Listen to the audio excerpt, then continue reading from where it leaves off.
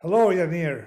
It's an anniversary of sorts, right? 2 years ago, today, tomorrow-ish, we were working on the first paper of the pandemic, where we said to people, watch out, don't assume that it will be What okay. pandemic? What are you talking about? Which pandemic, exactly? Was there a pandemic? One of the things actually early on I said, which surprised me even myself when I said it, I said, if we don't stop this pandemic, it will affect everyone. And at the time, that was a very surprising statement, Okay. but I think it's come true. So let me tell you where we're going to have disagreement today. Is it okay to have disagreement, you and I? Sure. We've If had there's a many over disagreement, time, yeah. and we'll have many more, okay? I have the feeling that vaccination and only vaccination pulled us out of this. I mean, the other measures are okay, but complementary or sometimes marginal. Lockdowns are unpopular. Vaccination proved to be effective, and now we have a track record even more secure, and we know its limit. I mean, it's like a seatbelt, okay? So, but I have the feeling that thanks to vaccination, we are transforming COVID Oh, into that's a a very strong statement. to a milder disease. I mean, the numbers show a drop of hospitalization quite dramatic in areas or in countries or among populations that are triple vaxxed. And there is vaccine resistance. Okay, this is usual players, the same players who started with launching campaigns against the regular vaccines we've been getting for years that saved us from polio, smallpox, and other diseases. So of course, except that the Twitter has given them a megaphone for a while. But my feeling is that we have to focus on vaccination. I'm realistic. I would like this to go away. However, I see compliance dropping. I see people have a pent-up desire to socialize. And maybe settling for a milder disease would be an achievable goal. What do you think? So I think there are at least three different statements that you've made. First of all, the statement that with vaccines, it's milder. And the question about that is really important to frame, right? Because first of all, the information even about Omicron is very different than is being presented. Children are being affected much more strongly by Omicron. The death rate, and now it's becoming apparent, the miss-C rate of severe disease is actually much higher. We're ignoring children, we're ignoring people who have prior condition. Remember, about 40% of people have prior, and you're giving us numbers without conditioning. Right, but the point is the following. You're making an assumption about who you're talking about, which individual you're talking about, which is not true about the population in general. So what you're saying is, if I'm young and healthy, and by the way, and according to this category, you aren't young anymore, it's milder. But that's not exactly true for someone who has prior conditions, even if they have high blood pressure or they're overweight, according to the standard medical standards. And so if you look at the categorization, according to this, these issues, right, they've just said, hey, I have very good news if you're healthy, and that's about 60% of the population, of which most of the population over. No, it's one piece of information that also trying to dispel. When you look at risk factors, being healthy makes you younger with respect to the disease. Yeah, so but again, having hypertension 40% of the population doesn't fit into that category. Yes, as if they were 10 years older. What happened is the accumulation of risk factors, assuming that they're additive, if you make them additive, say hypertension, overweight, Diabetes, diabetes. This is kidney the disease, three or big liver ones, and then disease. the other one. But these three add up to about a doubling of risk factor, doubling of mortality, which is achieved by changing by the difference is is a decade in age. In other words, it's as if you were 70 instead of 60. A healthy 60-year-old, okay, is going to have the mortality of a unhealthy, the most unhealthy, or unhealthy in in the tail of a 50-year-old. So we're not talking being fit or doesn't play a large role. Age is a bigger. Yeah. So, so, Uh, but that's one of the questions, right? The other thing that's being ignored is long COVID, right? So, yeah. what you've done is you've just evaluated based upon one I metric. use endpoint hospitalization, but because hospitalization can be fuzzy across area, I use mortality. Okay. Right, but endpoint is not mortality. Endpoint is long COVID, I know, but morbidity right? eventually shortens life expectancy later on, so we can count it. So we have an incomplete. The way to use that metric is we have an incomplete figure for mortality. Okay, and you can pad it up based on the morbidities of long COVID. Right. So let's say you lose 10 years of life every time you get infected. And 10 years is not a bad estimate of how much the decrease in life expectancy would be according to calculations.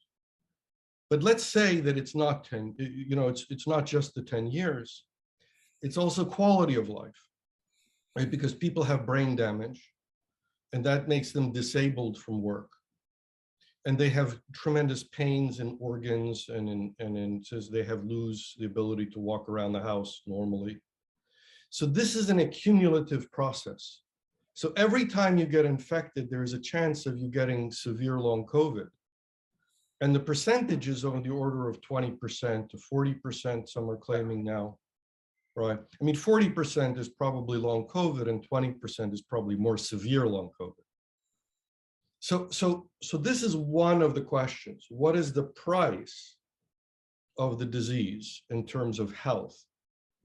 The second assumption is that it will continue the way it is, even though it's very bad, but it won't change.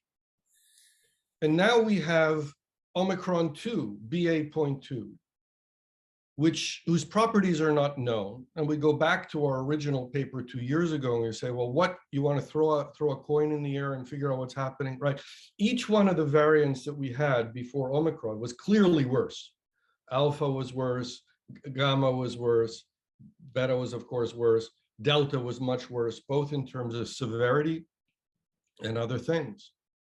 So now we have Omicron and people claim that it's less mild, even though people who are vaccinated get much more severe cases than people who were vaccinated got with Delta.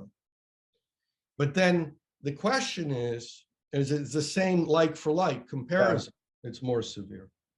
But the point is that, and this is the Simpsons paradox that we know, right? Because if you never get infected, then you don't count the case. You average 0 in, but you didn't do the averaging.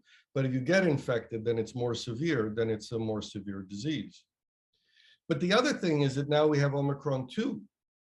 And what about the next one? So Omicron is actually... Okay, so yeah, I agree with you. I'm on this. I mean, although I wish I could disagree more for the excitement of disagreeing with you, and the honor of disagreeing with you. I wish I could. But my point is that I'm a pragmatic person living on planet Earth. Yeah. I want to see what is feasible. Okay, so can we eliminate it? I mean, if we could, we'd like to eliminate it. We did eliminate a lot of diseases. Okay, so, but we can we eliminate it? Well, we need a lot of measures that are turning out to be unpopular. Right. Lockdown are not accepted. All right, testing is supply chain is clogged now with testing. Okay, maybe it will improve. Okay, so my idea is to focus on what has worked throughout the pandemic that we know has worked, vaccines, albeit not perfectly. Focus on that, and then focus also on people forget on treatment. This is why we can no longer compare, mortality today to mortality in March of 2020, because the treatments have improved a lot. Now they're coming up with pills. We also know what not to do, like not to put people quickly on a ventilator and things like that. So what I mean is the vaccines, better treatment, and try to allow people to have a regular life, because some people are exploiting this, some populists are exploiting this disgruntlement with the pandemic, okay, by turning it into disgruntlement against measures to stem the pandemic. Right. So this is an issue. This is a big issue. But the truth is that we actually have advances in technology and in capability that are important. I know, And the you two, want. two that are most important, let me just point out that now is becoming clear that we have to do them. One of them is the one that you've been promoting from almost from the beginning, which is masks. And elevating to the high quality masks has now become clear as important with Delta and Omicron without a doubt. The other one is the testing that you just mentioned. And the testing has really elevated its opportunity, because we can really do testing of everyone, one per day. I mean, the government Well, said I it's mean, going to send one test. testing is important, but the problem with testing is that you need to test every day. You need to get the kit, do this, do that. Whereas once when you get the vaccine, you got it, and for a while, Correct. you're going to have a defense. So a combination of testing plus vaccine plus masks, although masks, I mean, don't work in a social party. You can't wear them, and you can't eat in a restaurant with masks, and shutting down a restaurant would destroy, a lot of social life. So you have to realize that we may need to settle for a milder form of the disease. So Even yeah. Yeah. So maybe you're right, but the point is that you are also look for opportunities that are not what people assumes.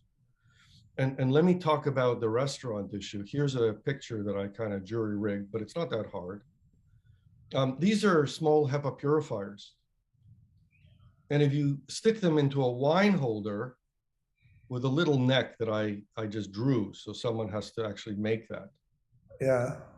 You can have filtered air blowing at your face while you take off Okay, your but mask. explain to me, why are you hiding the name of the wine? That's a really important question. Yeah. But the point is that this is actually a technological solution. And this works with all kind of wines. This will work with all kinds of wines. White wine. All kinds of purifiers. Yeah. And the other thing that is worth noticing is that testing once a day, even if you did it twice a day, is actually not that hard. You can spit into something. I mean, that's spit test. I mean, Is the following. The point is the following. The alternative that we have, and to dismiss this point, I think is super important to recognize it's not working right now. People are realizing that the price that they're paying for the pandemic is huge. It's affecting people's lives in significant ways. It's affecting the economy. It's disrupting the supply chain. People are losing huge amounts of money because of the impact of this disease. Very large. And I think that what's going to happen is very soon, whether it's tomorrow or the next day, the nonlinear effects of that disruption of the economy are going to become apparent. And when that happens, the business community is going to say, and this is actually why we eliminated diseases before, is because they'll say, no, this is just not working. We've got to stop this. And when they say they're going to stop this, they know how to influence people. I mean, advertising is the business of business. And what they've been doing up until now is saying, hey, it's okay, come to my restaurant, go to vacation, fly on my plane, because everything's great. Otherwise, why would anyone do that? But when they realize that it's actually not working, they're going to work on the side of elimination. And we have the ability to eliminate. Again, all we have to do. We're holding, similar beliefs, different execution. But then let's go back to March 2020, when not March 2020, Jan 26, 2020. When when we started campaigning with that memo and other things, started campaigning, we thought elimination would have been possible, and effectively, it would have been possible. Okay, a year later, it was too late. Now you deal with what mitigates it. We were very lucky to have that mRNA vaccine. Okay, we're very lucky because regular vaccines take a long time, and we haven't somehow things happened to make it available, and effectively that's what saved the lives, and this is what made the thing collapse. I don't We have know. a segment of the population that's very politicized, and the same segment that is vaccine resistant is also mask resistant. So And some of them deny first of COVID by all, saying, I lift weight, therefore I don't have to worry. I think that indeed the question that you're raising as to whether people will choose to do elimination continues to be a central question. And I've never said from the beginning what people would choose to do, and neither did you in our paper. We never said this is what people will do.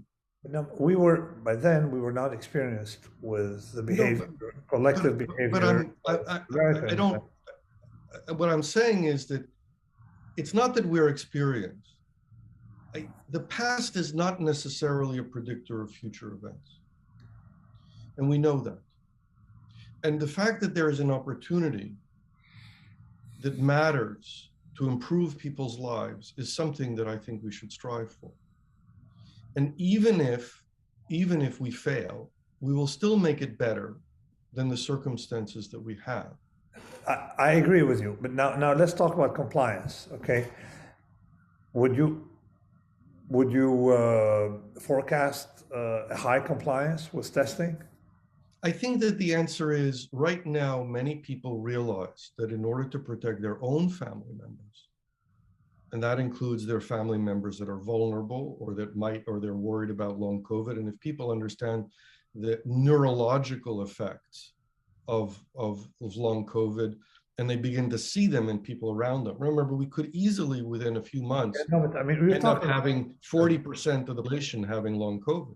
Yeah, but Yaneer, again, let's be realistic. We're talking about a large segment of the population brainwashed by disinformation.